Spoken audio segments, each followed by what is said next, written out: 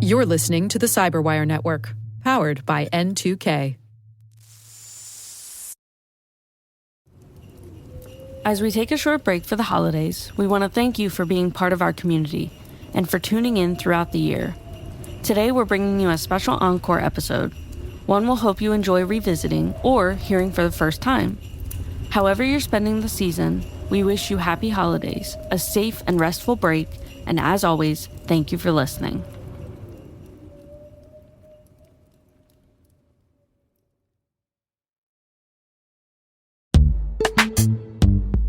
Most environments trust far more than they should, and attackers know it. ThreatLocker solves that by enforcing default deny at the point of execution.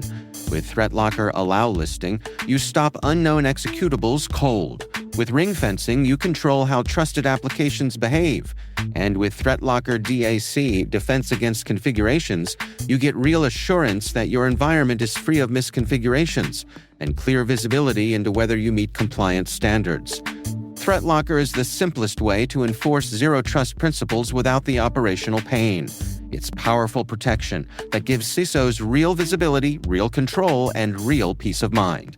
ThreatLocker makes zero-trust attainable, even for small security teams. See why thousands of organizations choose ThreatLocker to minimize alert fatigue, stop ransomware at the source, and regain control over their environments. Schedule your demo at threatlocker.com/N2K today.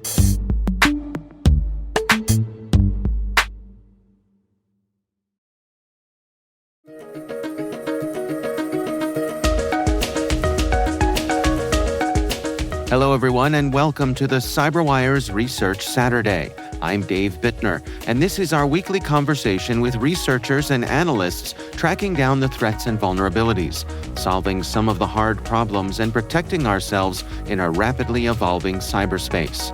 Thanks for joining us.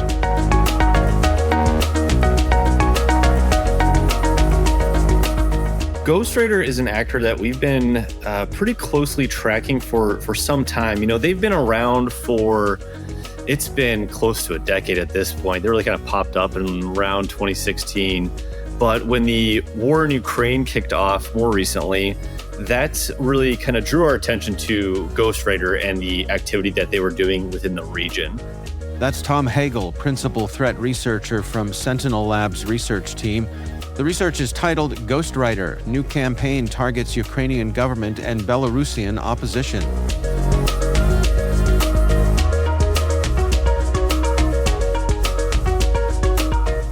A lot of what that group has done over the years has stretched outward into regions that we tend to have defensive postures in like Western countries and so forth.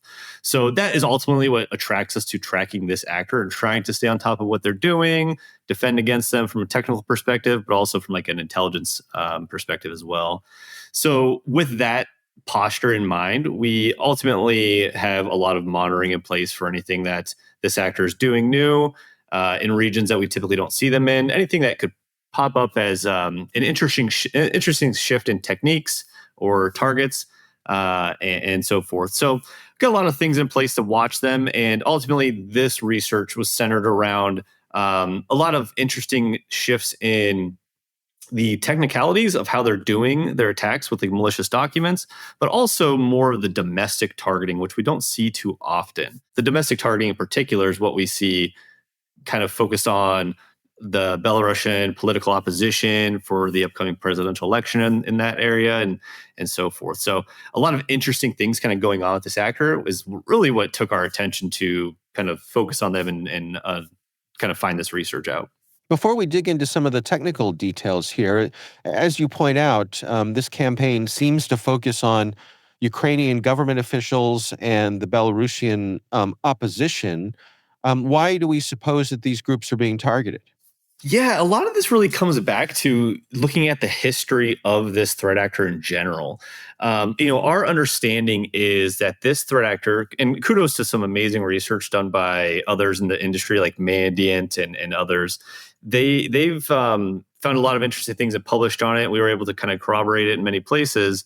But ultimately, what we see is Ghostwriter is an organization likely in operation within Belarus government, with close collaborations potentially with the Russian government and so forth. So when you take that into account, we see a lot of the typical anti-NATO targeting.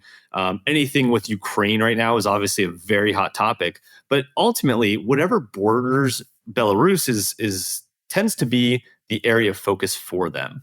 Now, the activity of going against Ukrainian organizations, gov, military, like we saw in our research here, that's ultimately like not too unexpected for this group. That's kind of the MO for them, going after something that would be such a high priority to them. Getting intelligence on the Ukrainian operations and so forth is very key. But then you see almost like this secondary cluster of activity within Ghostwriter that is doing the domestic stuff. So we see the domestic stuff is ultimately trying to push out propaganda, trying to blend with like information ops, combined with like these targeted malware operations against individuals and organizations that might be seen as negative to domestic disputes within Belarus in particular. So we're ultimately seeing like a state of Ghostwriter that is targeting anything that is anti-Belarus in its current form, if that makes sense. Yeah. And now, does that differ from previous Ghostwriter operations? I mean, particularly that focus on the domestic?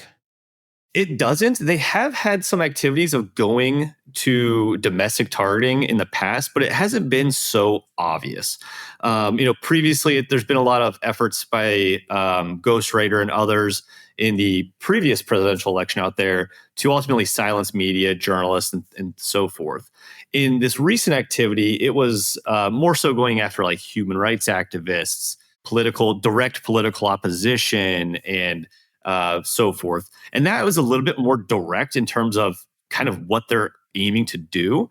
But the ultimate like target sets really aren't outside the bounds of what's normal. What this does show is the first identification of the domestic targeting in quite some time that we've seen from outside as outsiders in Western nations right now.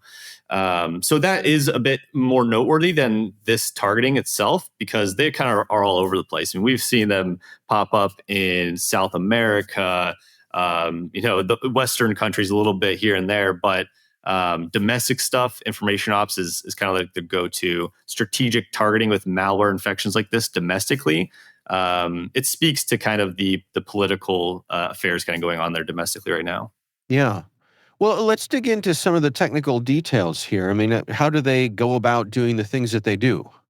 Yeah, absolutely. So historically, the group has leaned into like traditional credential phishing, where they give you a link and you go and type your password and they steal your account and then go and pilfer everything out of the account, email, social medias, and so forth. Typical like spyware, espionage, kind of, depending on who the targeting is. More recently, and what we reported on here is strategic malware attacks. And the way that they're doing this is rather than trying to steal legitimate credentials and do kind of like a smash and grab of stealing whatever they can get their hands on, they're trying to get maintained access, in this case, to strategic target devices.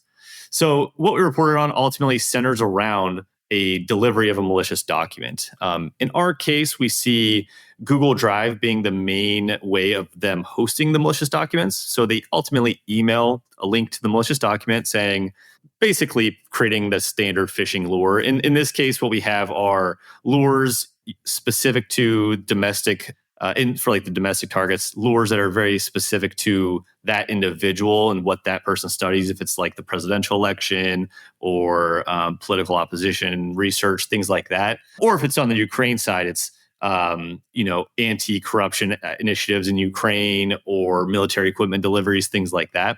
And then that lure is very specific to their targets. And then they go and download this file. In this case, what we mostly see are Excel spreadsheets. And that Excel spreadsheet ultimately contains pretty heavily obfuscated and hidden VBA macro code. And that macro code is kind of like the gateway into the target device. There's a lot of different variations. We reported on a couple of differences in all of them based on like who the target is and the timing of specifically when it went down, which ultimately speaks to kind of seeing the actor shift over time. But what we're seeing are these VBA macros lean into essentially writing a DLL file to the temp directory of the target device in the background as they're reading this file. This DLL is ultimately loaded. It goes through what we call a couple different stages. So the stage one would be the Excel spreadsheet. Stage two would be this DLL file.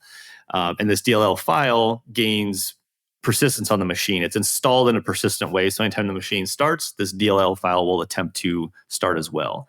And what this DLL file is, comes down to being essentially a downloader. We call it Picasso loader. It's kind of the industry standard name, or Picasso downloader. And it essentially allows third layer tooling to be loaded at the attacker's discretion. But it's all gained persistently at that point. So that's how they kind of get it.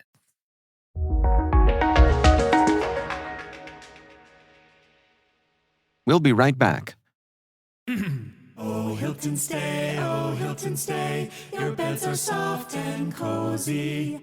No lumpy couch, no stiff futon, no shower line at crack of dawn. Oh, Hilton stay, a holiday you're saving. When you want holiday comfort you can count on, it matters where you stay. This season, enjoy spacious, comfortable rooms and friendly service when you book with Hilton instead. Hilton for the stay. Running a business comes with a lot of what-ifs, but luckily there's a simple answer to them. Shopify. It's the commerce platform behind millions of businesses, including Thrive Cosmetics and Momofuku, and it'll help you with everything you need. From website design and marketing to boosting sales and expanding operations, Shopify can get the job done and make your dream a reality. Turn those what-ifs into... Sign up for your $1 per month trial at shopify.com/special offer.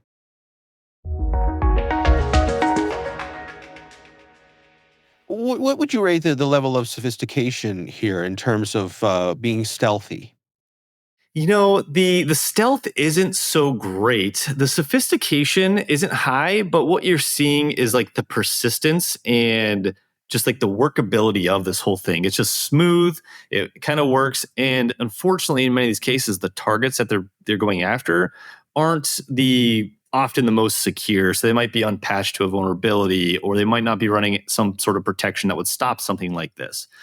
So that level of sophistication is not quite there. But what we do see, I would say like what is sophisticated about it is more of like the fine-tuned crafts to exactly what they're doing. So for example, the way that the VBA ultimately turns into running malware is it goes through a process of essentially rewriting itself in memory and turns itself from the DLL into essentially the malware that runs, the .NET code of the actual malware. And it goes through a couple stages of like obfuscation, using freely available tools out there to conceal itself from antivirus or EDR tools, or even like an analysis of just looking at the file itself.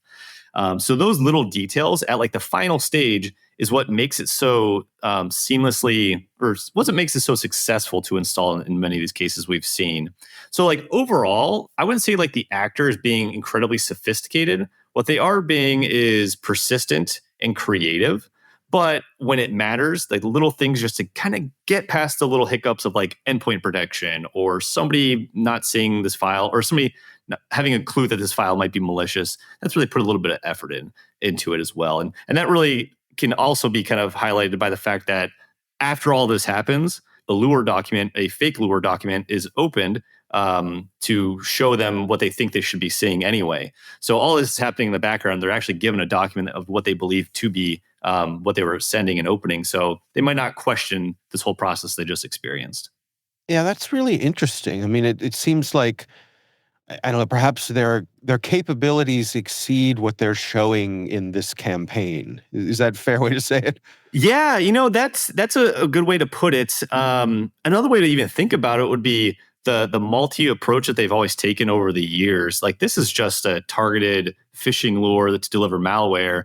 And it may lead to other malware down the road or strategic data exfil, depending on the victim or whatever. But the fact that this group also has done pretty well in like domestic information ops and propaganda spreading into mainstream media in the region, and even things like the credential phishing I talked about. The combination of skill sets there are pretty diverse, and it speaks to me of like an organization that gets a lot of backing and resources from the more capable organizations, perhaps in Russia or elsewhere, but they're getting the financial backing and they're getting the support to be able to experiment and kind of do what needs to get done. So pretty interesting group to follow. What ultimately does it seem like they're after here? I mean, is that as customized as the way they come at people? Yeah, it definitely is a unique target objective for sure. So in the Ukraine government, military organizations, a lot of that may be to just get access and figure out what we can steal for espionage or military intelligence benefits to support Russia in the war. Perhaps it would be to maintain access to give access to a more sophisticated actor that could do some sort of disruptive efforts or anything like that. That's pretty standard for like a wartime or a wartime intrusion effort. But then you go to like the domestic side, and those cases might just be to see examining what political opposition is about to report on, or the things they're reporting, the sources of their news, sources of leaks, or maybe even just to like stop that person from reporting, find out where they are, find out who they are in some cases, shut them down, disrupt them. So it's a lot of it is like this group can almost be looked at as like the team that kind of gets in, smashes the door to figure out what we should do next in many cases. Obviously, the Yeah. information upside is a little different, but again, it speaks to the complexity of this actor for sure. Do you have any sense for what their impact has been so far? How successful they may have or may not have been?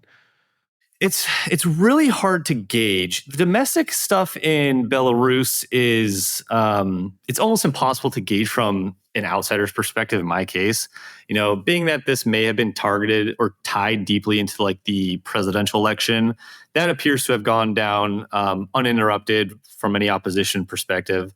So I'm not sure if it really did anything in the end. The Ukraine side, it appears ultimately unsuccessful. It's just another one of the targeted intrusions that ultimately are supporting the war that we're seeing constantly now, and we have been seeing constantly for years. So I don't think any of that is leading to like a strong indicator of major success from this actor over time. However, the information ops side of this, I think, is their most noteworthy level of success, because the narratives that they are crafting and spreading have done quite well, making it to mainstream media locally within the region and Western nations over time as well. And then obviously those narratives are used by the supporting governments as well to further their initiatives. So that's very difficult to measure for sure. But it's one of those type of groups that there's not like a massive hit and win of success. And again, a lot of what they're doing might just be getting initial access and then passing it to a group that does something that's really noticeable, and that group gets the reputation for doing it, while the initial access was actually somebody more on the Ghostwriter level. Yeah. Well, let's say I'm an organization or even a government in one of these high-risk regions. What are your recommendations for me to best protect myself against this group? Yeah, a lot of the initial access methods center around email delivery. So if I was defending against this actor, I would be looking to email as a very strict method of the actor interacting with potential targets. So, advanced filtering capabilities, getting rid of any emails that link to Google Drive, especially if it contains a password that something can't scan. And then looking at things that are being downloaded, obviously, from the agent perspective. I think tracking and monitoring that from a network level when possible is great. But if you're doing something like downloading from Google Drive, it's more difficult to inspect that traffic. But when the files are on the machine, there just needs to be strict controls in terms of what can and can't run on machines. For example, a way that some organizations that are targeted by this group succeed in many cases are by, if there's a file that's downloaded, if that file was downloaded never seen in the network before, comes from an email address they've never seen before in their system, and it wants to run anything more than just look at text or anything like that. It's completely blocked. So everybody gets, instead of an Excel spreadsheet, they get an ugly code of text.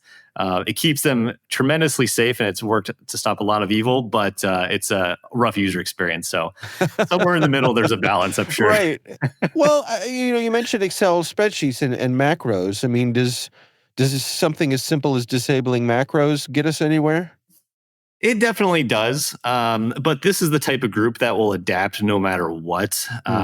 Macros, getting rid of macros definitely helps, but then it'll be, in the doc, it'll say, hey, here's a link to something else to go and download. Then it'll just download the malware straight from that link itself to avoid email detection. So there's always hoops to hop through, but any of the multi-layered approach is the way to go. So try and stop them through any means, but also be able to detect and respond to this. Because again, these groups are not the most sophisticated, but knowing that they had an intrusion in your network and what they got and how you can get them to go away is key. So retaining the data, retaining the ability to do the forensics when they do get in is important. Yeah, it really speaks to that level of persistence that you measured, that they're going to keep at it. Yeah, exactly. And a lot of these targets in these cases are, the political opposition side and human rights activists. These are individuals. They don't often have access to the high-end endpoint detection or network filtering or email filtering capabilities. So they're very reliant on Google spam filter or their standard antivirus and things like that. So I think a lot of those folks just need to be really, really careful. If you're using Apple devices, Apple lockdown mode, I highly recommend, and whatever the Android equivalent of that is, that I'm not sure of, those work tremendously. So individuals have to take a little bit different approach, but it still can be done. For our listeners, what do you hope that they take away from checking out this research?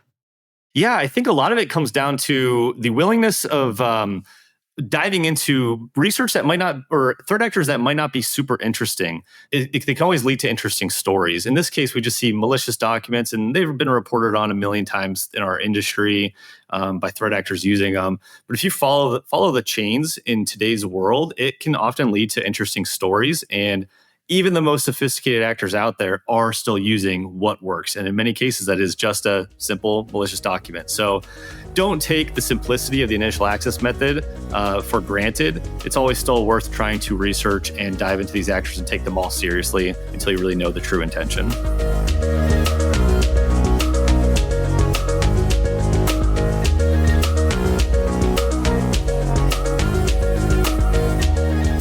Our thanks to Tom Hagel from SentinelLabs for joining us. The research is titled Ghostwriter.